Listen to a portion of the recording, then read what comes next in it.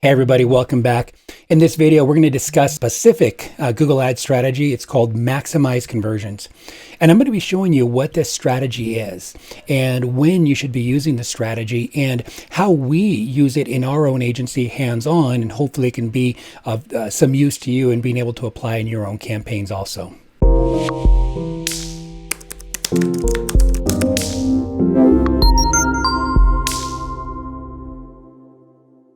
Hey everyone, this is Richard Cruz, and my agency tests and develops Google Ads campaigns and strategy every day. And in these videos, we turn around and share with you the best tips of what's happening right now and what you can turn around and use in your own Google advertising. If you want to be alerted, hit that subscribe button so that way you're aware when we release any new videos just like this one. So, what's the Maximize Conversions bidding strategy? The Max Conversions bid strategy, it's designed to get as many conversions as possible while spending your daily budget. See, there's no additional settings for the advertiser to control. It uses automations.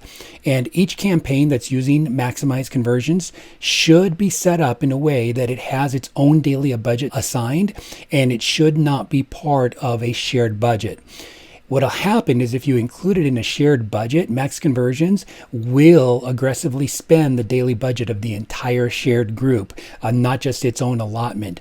If you ever seen, for example, like fish in a fish tank and you got one guy who's just like that's just eating everything up, that's how it's going to work in there. And so it can really just mess things up because you don't have enough of a feed evenly of all of the different campaign types and ad group types that you want to test. And so when's it best to apply Max Conversions, bidding strategy? Max Conversions, it's really ideal if your end goal is the conversion count. If that's really what you're going for, then that's when you use that.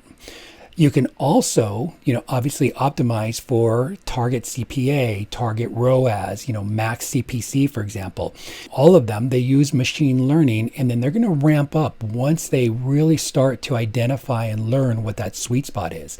So the way that we use Max Conversions is we like to find the best results manually before just starting one of the bid types that I just listed above.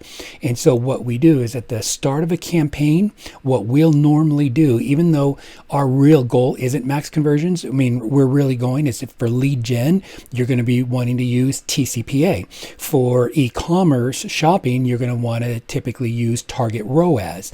And so before we do that, we'll run Max Conversions for the goal of getting data. And so we want to test that data right away. We want to be able to control the bids.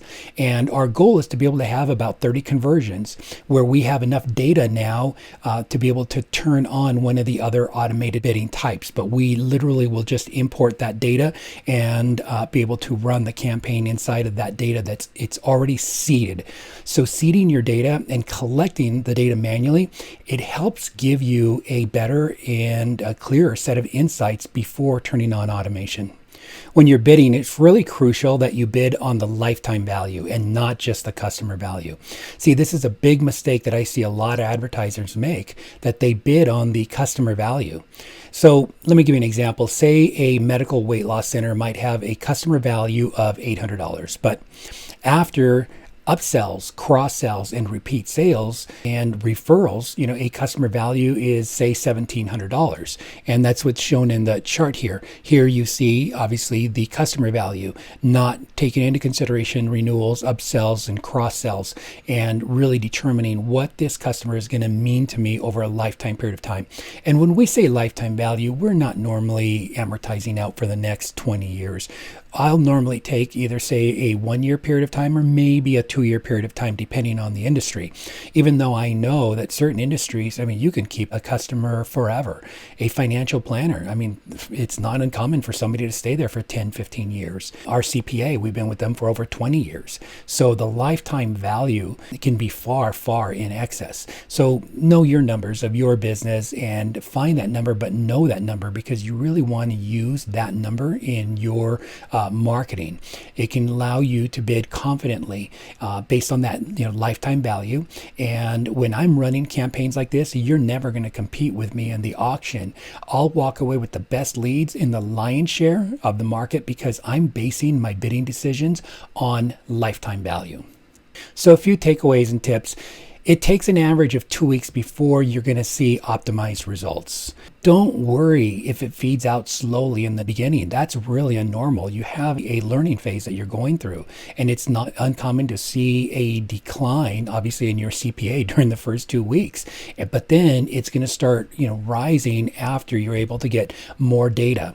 Don't make the mistake of pausing your campaign in the first 2 weeks. Let it run long enough to gather data and to learn so that you can see the real results from Maximize Conversions bid strategy. And finally, never run this bidding strategy without making sure that you've set your conversion tracking. The goal of Maximize Conversions bidding is to maximize the number of conversions. And if you don't have your tracking enabled, the algorithm is likely to make some bad decisions. And those are my Maximize Conversion tips for you. I hope that you've learned at least one thing in this video. And if you did, do me a favor, leave that one thing below in the comments. And if I can be of help to you in your digital marketing, call me or message me at wsi.prioritymedia.net. And don't forget to give this video a big thumbs up and share it and subscribe so that you're alerted of future training videos like this. Thank you for watching. Have an awesome day.